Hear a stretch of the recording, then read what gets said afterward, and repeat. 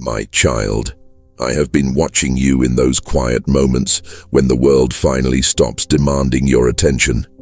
Specifically in that heavy interval between turning the key in your front door and finally taking off your shoes, where the exhaustion hits you not just as a physical weight, but as a spiritual gravity that pulls your shoulders down.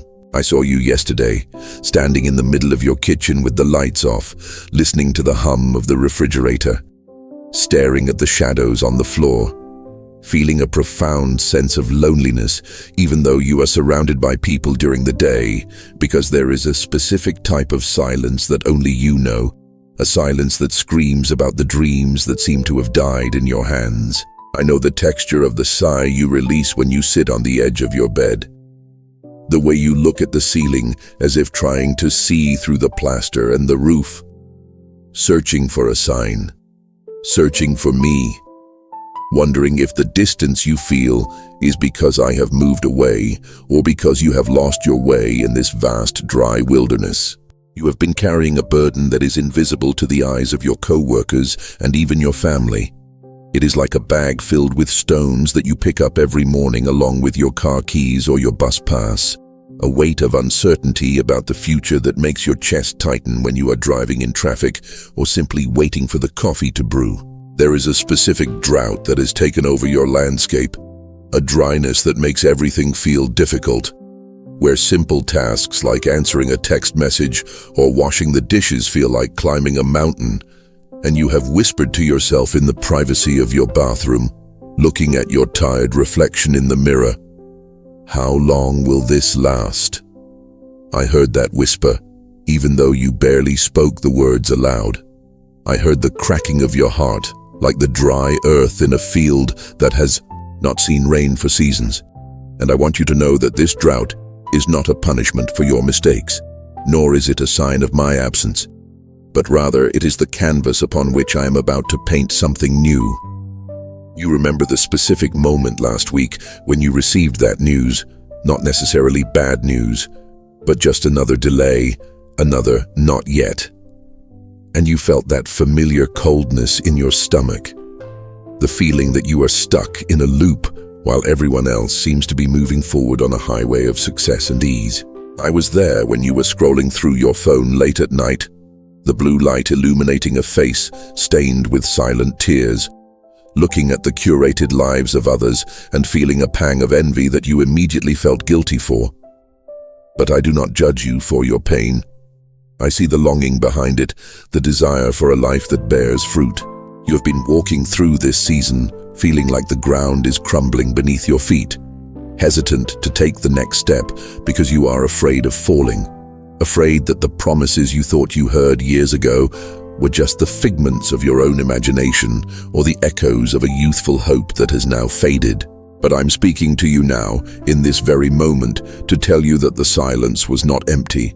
Just as the winter creates a hard shell over the earth, while life is preserved deep within the soil, your season of waiting has been a time of preservation, not of decay, and the things you thought were dead are merely dormant, waiting for my breath. I know the specific anxiety that wakes you up at 3 a.m., the racing thoughts that replay conversations from years ago or construct terrifying scenarios about tomorrow, the way you toss and turn trying to find a cool spot on the pillow, begging for sleep that flees from you. I have sat by your bedside through every single one of those sleepless vigils. Today, I am breaking the seal of that silence, not with a thunderclap that frightens you, but with the steady, undeniable assurance that I am here, that I have seen the dry ground, and that I am the only one who knows how to bring water to the desert without drowning the fragile seeds that are still fighting to survive. Let us speak of the drought that has settled in your soul, that feeling of parched earth where joy used to bloom effortlessly.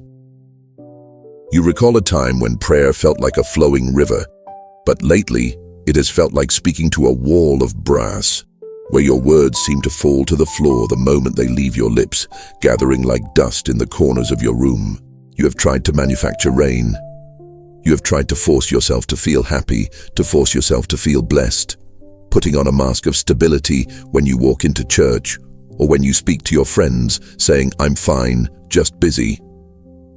while inside, the ground is cracking and the fissures are getting deeper every single day.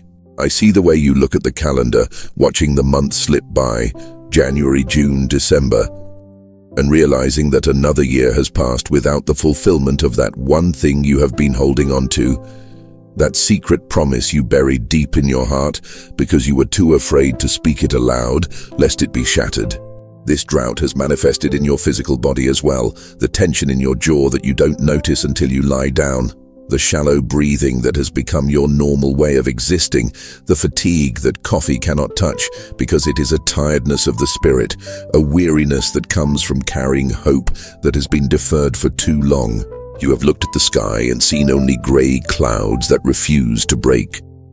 A metaphor for the confusion that has clouded your mind, making it hard to make decisions, making you second-guess your career, your relationships, and even your calling. Wondering if you ever really heard my voice or if you were just following your own desires. But consider the nature of the drought. It is in the dry season that the roots of the trees are forced to go deeper, pushing through hard rock and dense clay, searching for the hidden sources of water that lie far beneath the surface. And this is exactly what has been happening to you, even though it feels like you are dying. You have been forced to grow roots in the dark. When the surface water of easy praise and emotional highs dried up, you had to find a faith that could survive in the dark. A trust that did not depend on visible circumstances, and although it felt like abandonment, it was actually the most profound form of strengthening. I watched you the other day when you were driving, and a song came on the radio that reminded you of a simpler time, and you had to pull over because the grief for who you used to be overwhelmed you. You miss the version of yourself that wasn't so cynical, that wasn't so tired, that believed in miracles without needing a logical explanation. That version of you is not gone, my child. It is being refined, just as silver is refined in the fire. But your fire has been the scorching heat of waiting, the intense pressure of standing still when everything in you wanted to run away, to quit, to move to a different city and start over as a stranger. The cracks in your spirit, those places where you feel broken and open, are not flaws in your design. They are the very channels through which my living water is preparing to flow. For water always seeks the lowest places, filling the cracks and the crevices first, bringing life to the parts of you that you thought were beyond repair.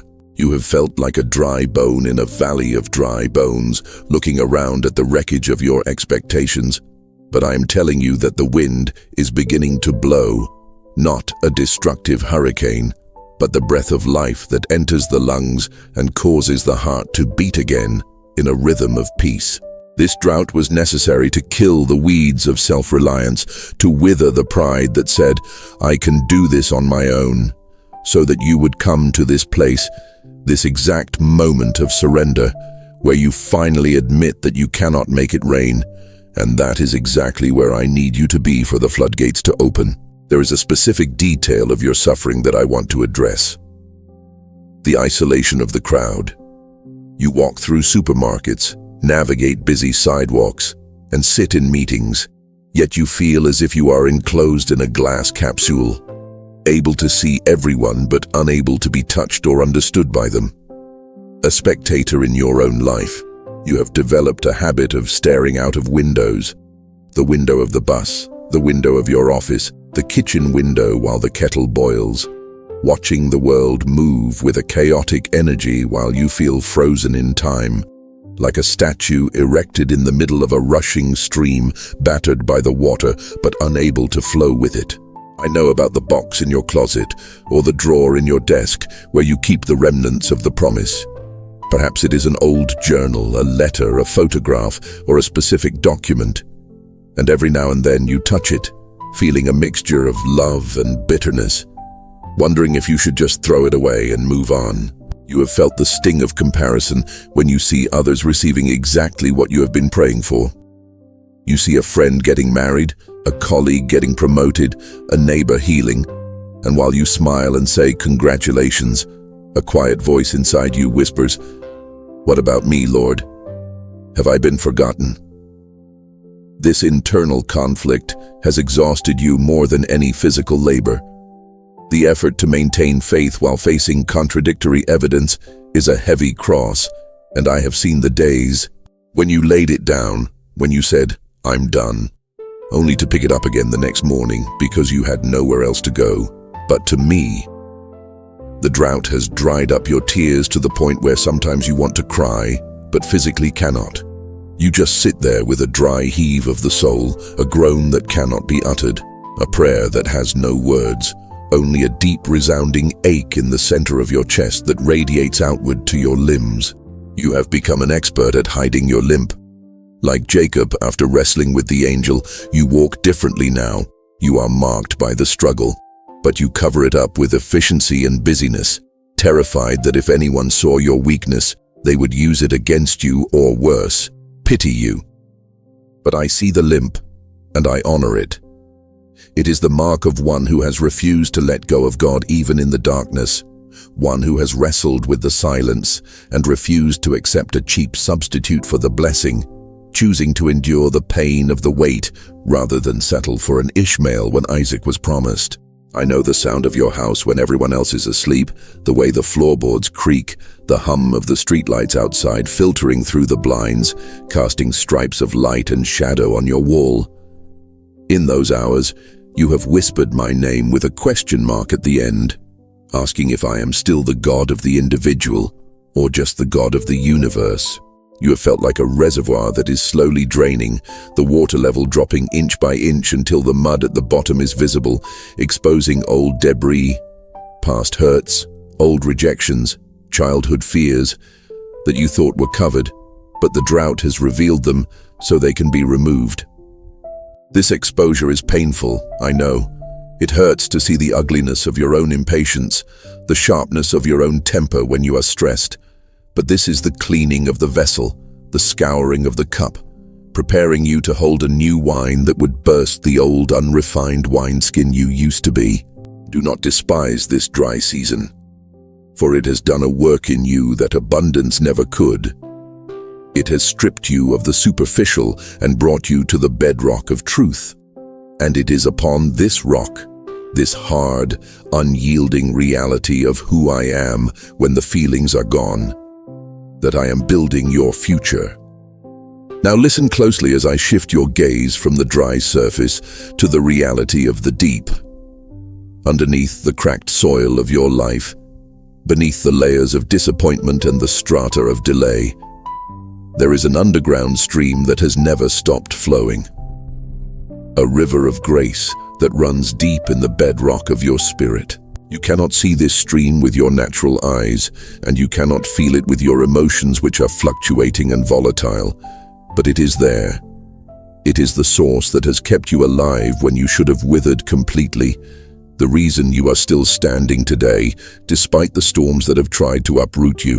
This underground stream is my spirit within you, moving in the silence, navigating the dark caverns of your subconscious, watering the deepest roots of your identity, even when the leaves on the branches seem brown and brittle.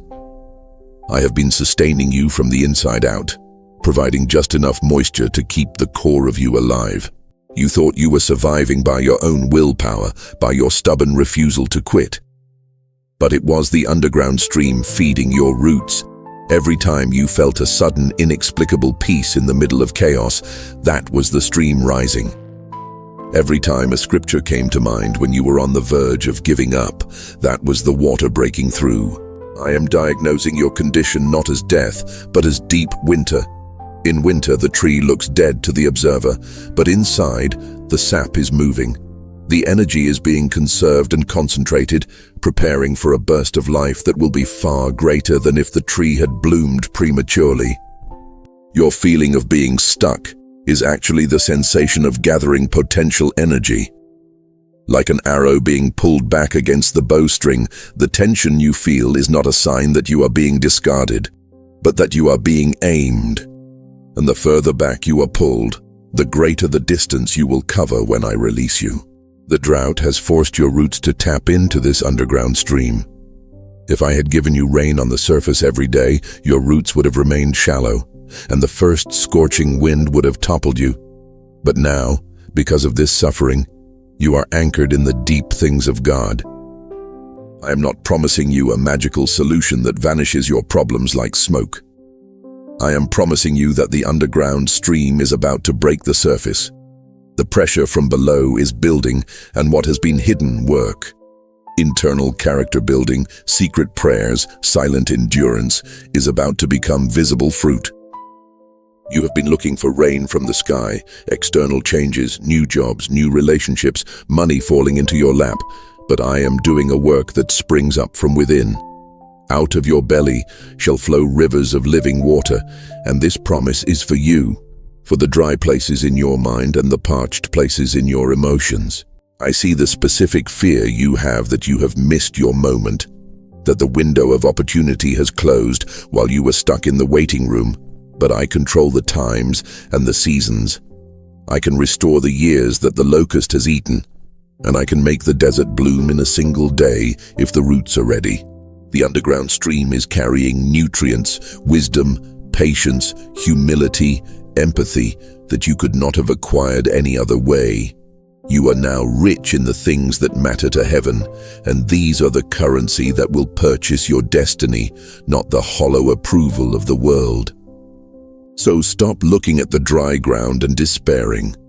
Close your physical eyes and listen with your spirit to the rushing sound of water beneath your feet.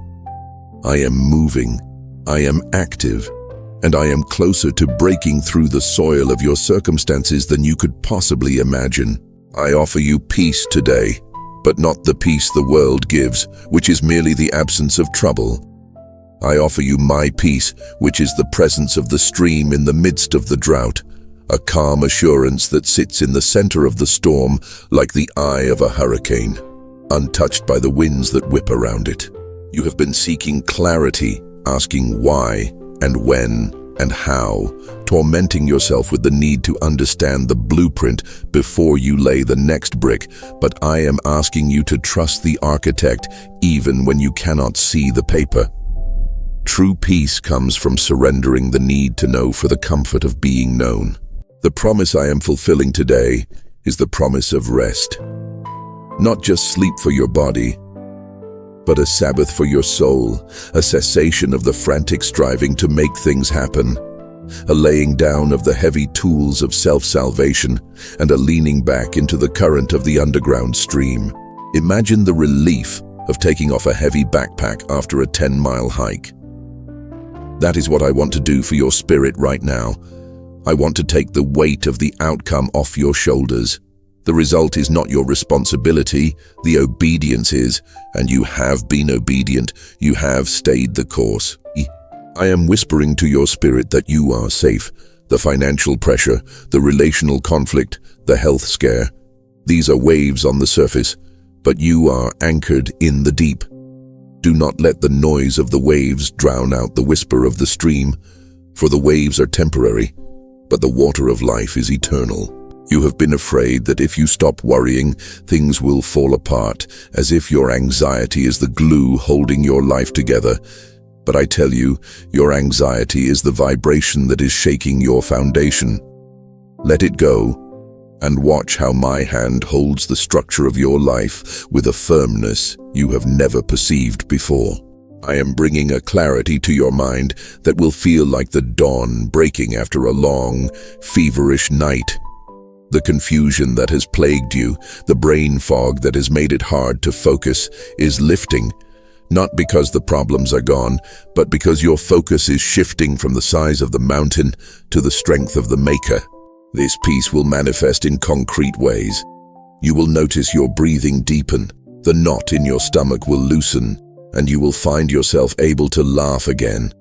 A genuine laugh that bubbles up from the underground stream, surprising you with its lightness in the middle of a heavy season. My whisper to you is this: I have got this.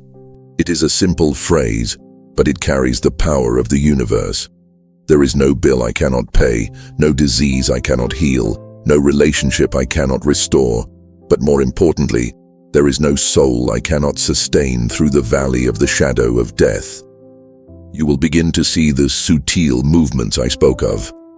A phone call that brings a glimmer of hope, a chance meeting that opens a small door, a sudden idea that solves a complex problem. These are the bubbles of the underground stream reaching the surface, signs that the water is rising. Do not look for the spectacular and miss the supernatural. I often move in the quietest ways, in the still small voice rather than the earthquake. Watch for the subtle shifts in your favor, the way people's attitudes toward you soften, the way obstacles seem to lose their density. Receive this peace now like a cool cloth on a fevered forehead. Let it seep into your pores. Let it calm the racing neurons in your brain. You are not an orphan fighting for survival. You are an heir waiting for the inheritance that is already secured, kept safe in the vault of heaven, ready to be released at the appointed time. Let us define the promise that is being fulfilled. It is not a promise that you will never face hardship again, for that is not the way of this world, but it is the promise that the drought is ending, and the underground stream is about to become a spring of water that will nourish not just you, but those around you. I whispered to your spirit long ago that you would be a restorer of streets to dwell in, a builder of old ruins, and you looked at the ruins of your own life and laughed in disbelief. But I tell you, only one who has sat in the ruins can understand how to rebuild them with integrity. The fulfillment of the promise looks like restoration of purpose. You have felt useless, like a tool left out in the rain to rust. But I am picking you up, polishing off the rust with the oil of my spirit, and sharpening your edge. You are about to be used in ways that will surprise you, in areas you thought were closed to you. I am restoring your vision. Where you saw only dead ends, you will begin to see pathways. Where you saw walls, you will see doors. This is the clarity of the underground stream washing the dust from your eyes, allowing you to see the landscape of your life from my perspective, which is high and elevated. The promise is also one of emotional validation. I am going to vindicate you, not by destroying your enemies, but by preparing a table for you in their presence, a table of peace and abundance, where you will feast on the goodness of God, while the chaos watches from a distance, unable to touch you. You will feel a return of strength, not the manic energy of stress, but the enduring, steady power of the ox that can plow the field all day without fainting. This strength comes from the stream. It is the hydraulic power of the Holy Spirit pushing you forward when your own muscles have failed. I am fulfilling the promise of fruitfulness in the land of your affliction. The very place where you suffered the most, the very area of your life that caused you the most tears, whether it be your family, your finances, or your health, will become the area of your greatest testimony. The cracks in the dry ground are about to become the irrigation channels for the harvest.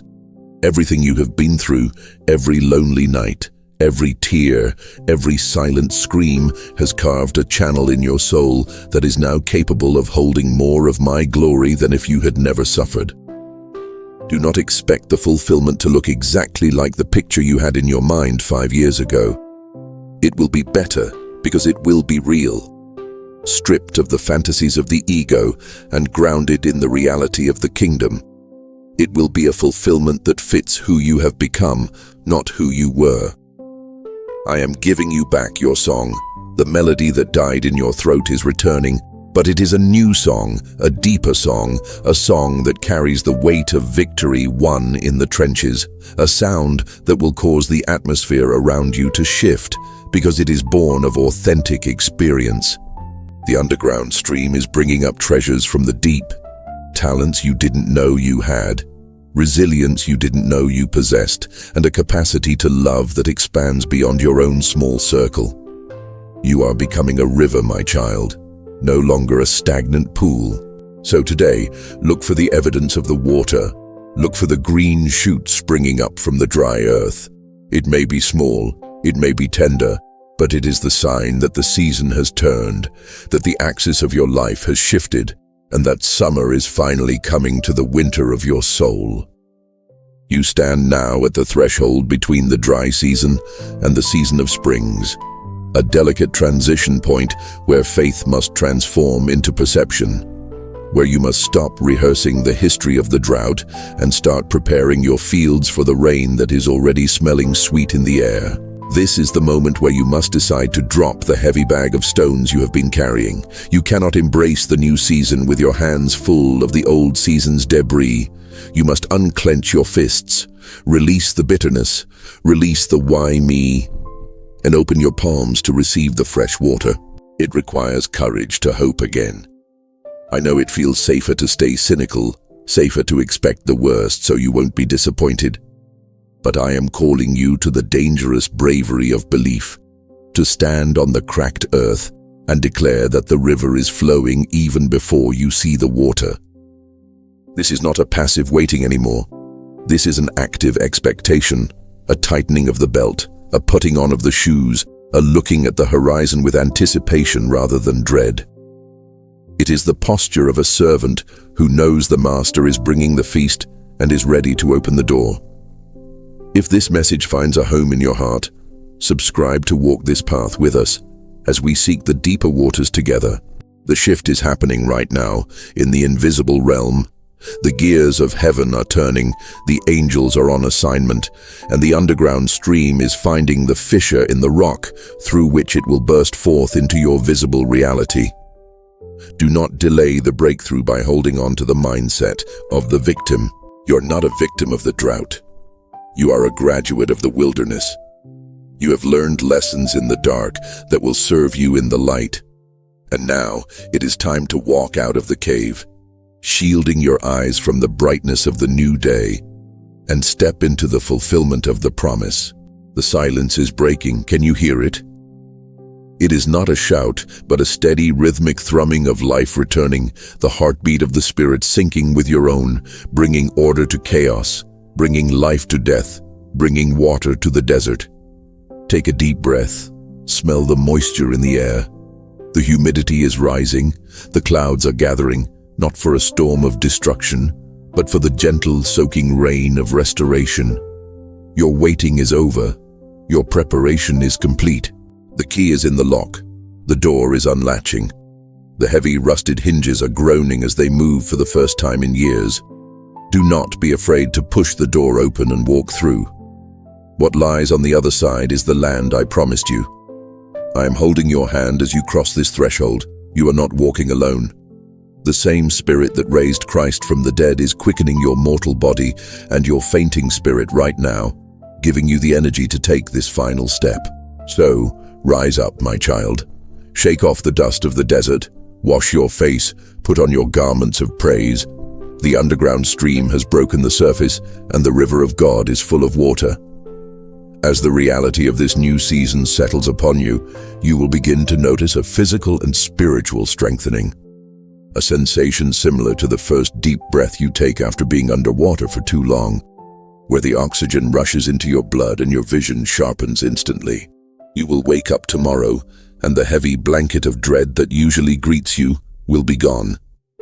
Instead, there will be a quiet hum of possibility, a lightness in your chest that tells you the spiritual atmosphere in your home has been scrubbed clean by the fresh flow of the Spirit. The underground stream, now bubbling to the surface, brings with it a nutrient-rich silt, a grace that covers the mistakes of the past. You will look at your past failures not with shame, but with the wisdom of a teacher, understanding that they were necessary stumbling blocks to slow you down so you wouldn't miss this appointed time. Your conversations will change.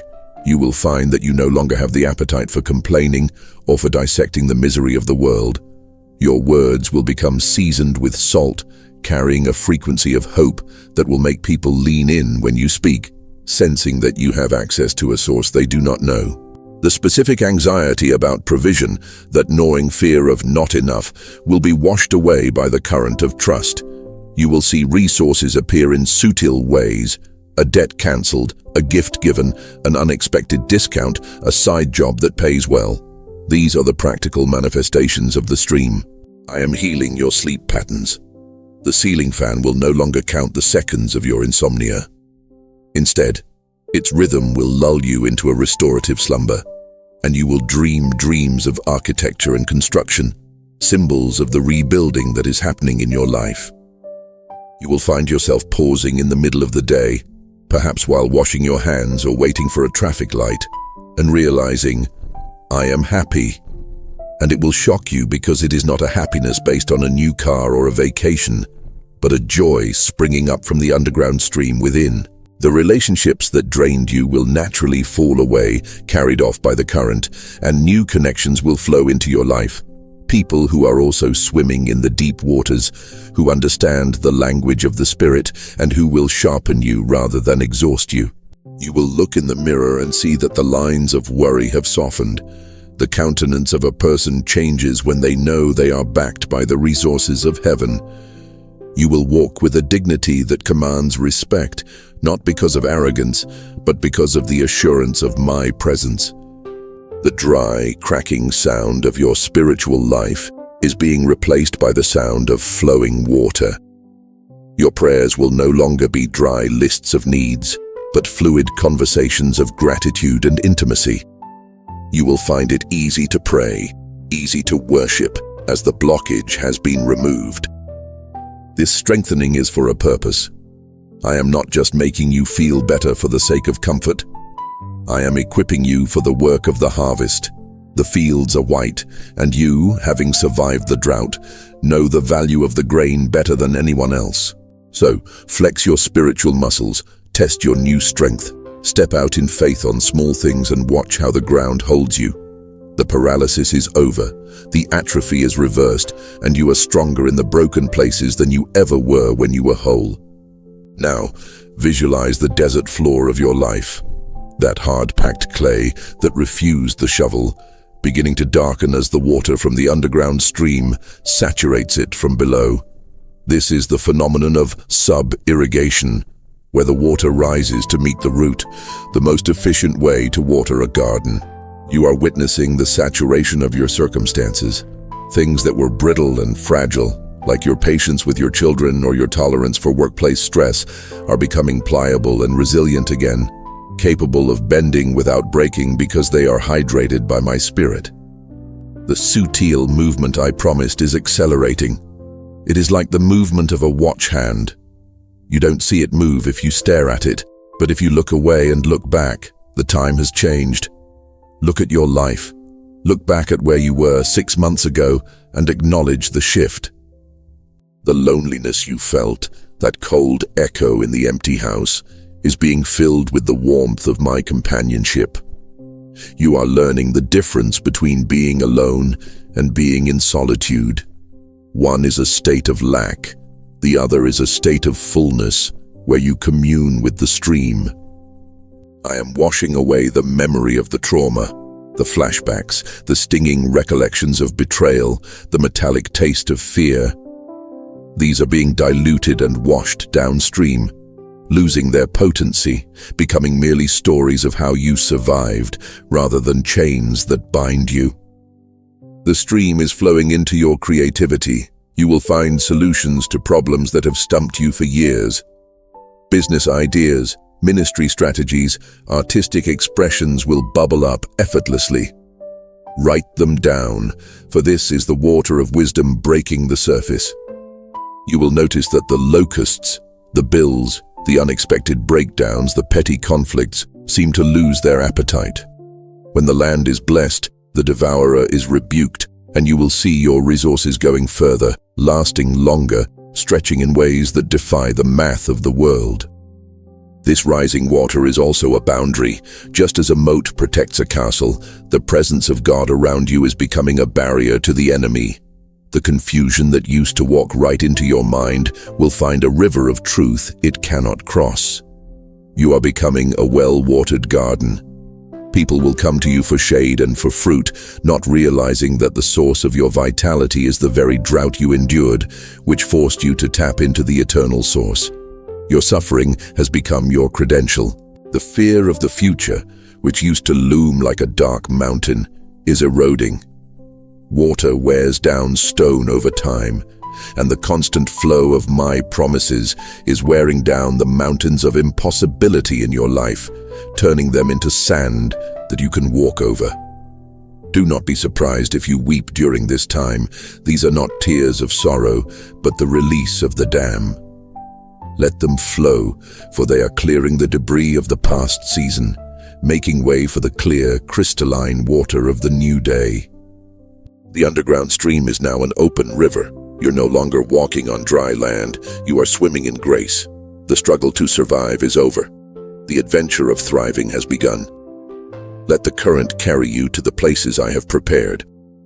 My child, we arrive at the completion of this word, but it is merely the beginning of your fulfillment. The whisper I placed in your spirit, that nagging sense that you were made for more, that the pain was not the end, was the truth, and today that truth stands tall against the lies of the enemy. I have made you a promise of presence, of peace, and of power, not the loud, flashy power of the world, but the quiet, unstoppable power of the seed that breaks the concrete. This is the power that is now at work within you, rearranging your molecular structure to bear the weight of glory. You can put down the heavy keys of anxiety. You don't need to lock every door and check every window of your life constantly. I am the watchman on the wall. I am the keeper of your soul. And I am guarding your going out and your coming in from this time forth and forevermore. The reflection you see in the window tonight will be different. You will see a warrior who has survived the wilderness, a child who is loved by the Father, a vessel that has been scoured and is now being filled with the new wine of the kingdom. Go about your routine, but do it with a new rhythm. Wash the dishes with gratitude, drive the car with worship, pay the bills with trust. Infuse the mundane details of your life with the reality of the underground stream, and watch how the ordinary becomes holy. I am sealing this word in your spirit. Let no man steal it. Let no circumstance contradict it. When the doubt comes, and it will try to come, point to the river, point to the peace in your heart, point to the subtle changes and say, God is moving. The drought is officially broken. The rain has come from within. The roots are drinking. The fruit is forming. The harvest is sure. You have sown in tears, and now, by my decree, you shall reap in joy, a joy that no one can take from you. I love you with an everlasting love. I have drawn you with loving kindness. I have not abandoned you for a second, even when the silence was deafening. I was there, I am here, and I will be there tomorrow, flowing like the river that never runs dry. Rest now. The work of worrying is over. The work of believing has begun. Lay your head down in peace, for I give my beloved sleep, and while you sleep, I will continue to pour the water of life onto the dry grounds of your destiny. This is my word to you. This is my promise kept. The whisper has become a voice. The voice has become a river, and the river is carrying you home. Walk in this truth. Receive this life. You are mine.